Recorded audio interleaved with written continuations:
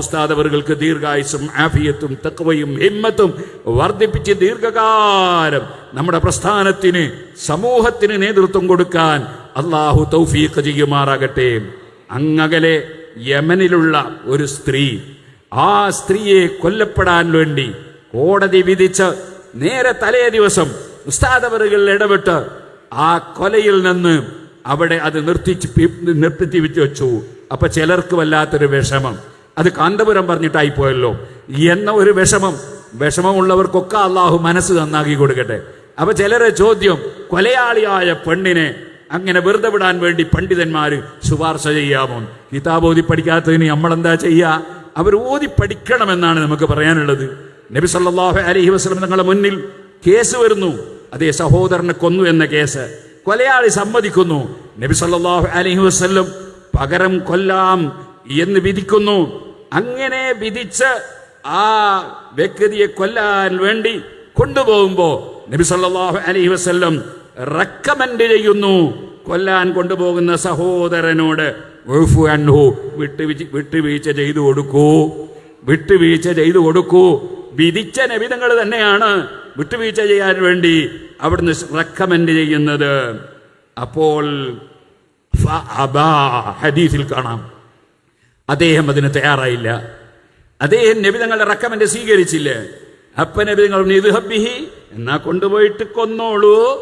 പക്ഷേ അദ്ദേഹം തിരിഞ്ഞു പോകുമ്പോൾ നബിതങ്ങൾ പറയാണ്, ഫലമ്മാ വല്ല ഇൻ ഖതലഹു ഫഹുവ ഫിന്നാർ. നബിതങ്ങൾ പറയാണ്, എന്റെ റെക്കമെൻഡ് സ്വീകരിക്കാതെ അദ്ദേഹം ആ കൊലയാളിയെ കൊന്നാൽ അവൻ നരകത്തിലാണ്, കൊന്നവൻ നരകത്തിലാണ്. ഇതിനെ സംബന്ധിച്ച് ശാഫിഈ മദ്ഹബിലെ ഏറ്റവും പ്രബലമായ തുഹ്ഫയിൽ ഈ ഹദീസ് ഉദ്ധരിച്ചുകൊണ്ട് പറയുന്നുണ്ട്, അവകാശമുണ്ട് കൊല്ലാൻ. ആർക്ക്? കൊല്ലപ്പെട്ടവരുടെ സഹോദരന്. പക്ഷേ അത് അവനവൻ ചെയ്യാൻ പറ്റൂല, കോടതി വിധിക്കണം. നബി തങ്ങളുടെ കോടതി അത് വിധിച്ചിട്ടുണ്ട്. അത് സമ്മതിച്ചതിന്റെ ശേഷമാണ് കൊലയാളി. പക്ഷേ നബിതങ്ങൾ ഒരു കാര്യം റെക്കമെൻഡ് പറഞ്ഞാൽ അത് സ്വീകരിക്കണ്ടേ? അത് സ്വീകരിക്കാത്ത വകയിലാണ് അദ്ദേഹം നരകത്തിൽ കിടക്കുമെന്ന് പറഞ്ഞത്. അല്ലാതെ അദ്ദേഹം കൊല്ല ചെയ്യാത്തത് കൊണ്ടല്ല, ആ വിധിയെ ക്യാൻസൽ ചെയ്തതും അല്ല, മറിച്ച് നബിതങ്ങളെ റെക്കമെൻഡ് സ്വീകരിക്കണ്ടേ. അപ്പൊ നിങ്ങൾ നോക്കണം, ഭരണാധികാരിയായ നബിതങ്ങൾ തന്നെ വിട്ടുവീഴ്ച ചെയ്യാൻ വേണ്ടി റെക്കമെൻഡ് ചെയ്യുന്നു. ഇത് ശാഫിഈ മദ്ഹബിലെ ഏറ്റവും പ്രബലമായ തുഹ്ഫയിൽ നമുക്ക് കാണാം. സുഹൃത്തുക്കളെ, അപ്പോൾ ആ നബിതങ്ങളെ പിന്തുടരുന്ന പണ്ഡിതന്മാർ എന്ത് കൊലയാളിയാണെങ്കിലും അവർക്കൊക്കെ റെക്കമെൻഡ് ചെയ്യും. അതാണ് യഥാർത്ഥ പണ്ഡിതന്മാരെന്ന് പറയുന്നത്.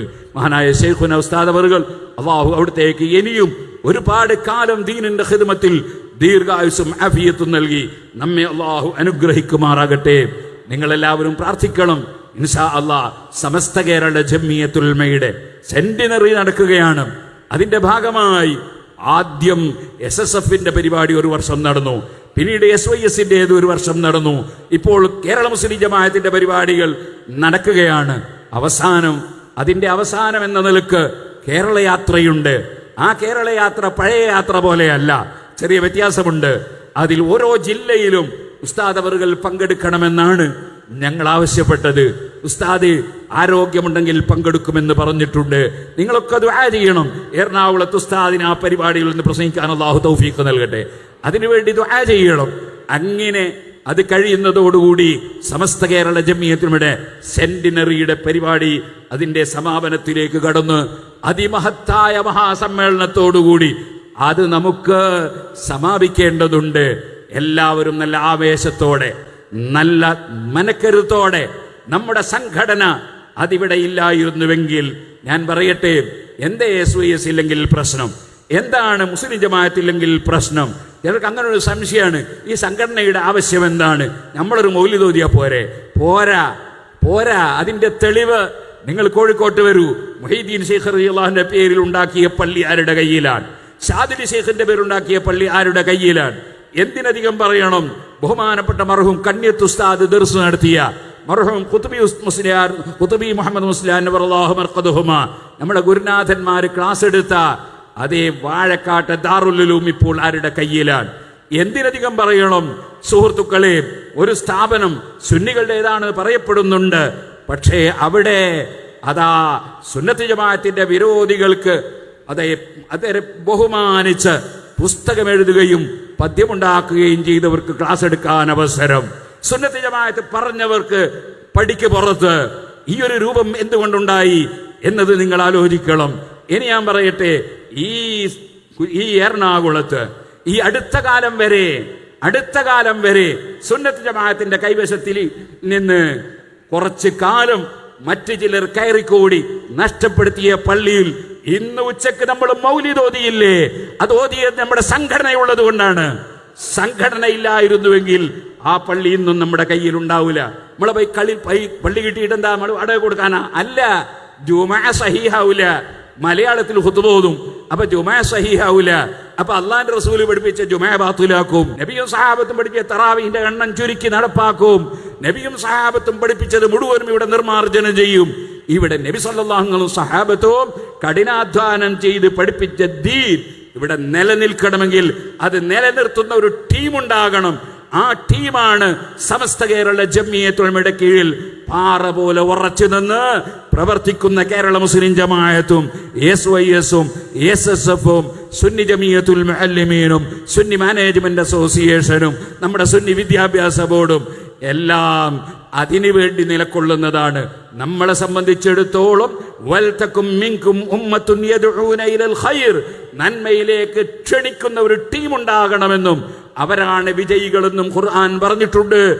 ആ വിജയികൾ സുന്നത്ത് ജമാഅത്തിന്റെ സംഘടനാ പ്രവർത്തകരും നേതാക്കളുമാണ്. അതിനാൽ ഞാൻ ഉണർത്തട്ടെ, സംഘടന അത് ഏറ്റവും ഉയർത്തിപ്പിടിച്ച് സംഘടനയുടെ കീഴിൽ നമ്മുടെ പ്രവർത്തനങ്ങളെല്ലാം സജീവമായി നടക്കണം.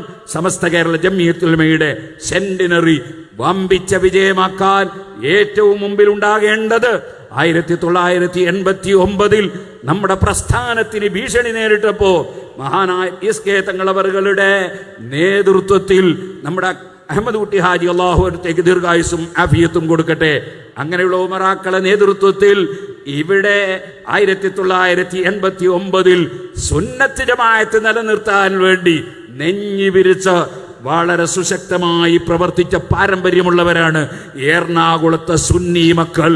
അത് നിങ്ങളെന്നും നിലനിർത്തണമെന്ന് നിങ്ങളോട് ഉണർത്തി ഞാൻ എൻ്റെ വാക്കുകൾ നിർത്തുന്നു. അല്ലാഹു സുബ്ഹാനഹു വ തആല നമ്മുടെ പ്രസ്ഥാനത്തെ ശക്തിപ്പെടുത്തി തെരുമാറാകട്ടെ. നമ്മുടെ പ്രസ്ഥാനത്തെയോ സംഘടനയെയോ സ്ഥാപനങ്ങളെയോ തെറ്റിദ്ധരിച്ച നല്ലവരായ ജനങ്ങൾ ആരെങ്കിലും ഉണ്ടെങ്കിൽ അവരുടെ തെറ്റിദ്ധാരണ അല്ലാഹു തിരുത്തി തരട്ടെ. ഒരു വ്യക്തിയെയും ആരെയും തെറ്റിദ്ധരിക്കാതെ വളരെ ക്ലിയറായ മനസ്സോടുകൂടി ജീവിക്കാൻ അല്ലാഹു നമുക്കും തൗഫീഖ് നൽകുമാറാകട്ടെ. വ ആഖിറു ദഅവാന അനിൽ ഹംദുലില്ലാഹി റബ്ബിൽ ആലമീൻ.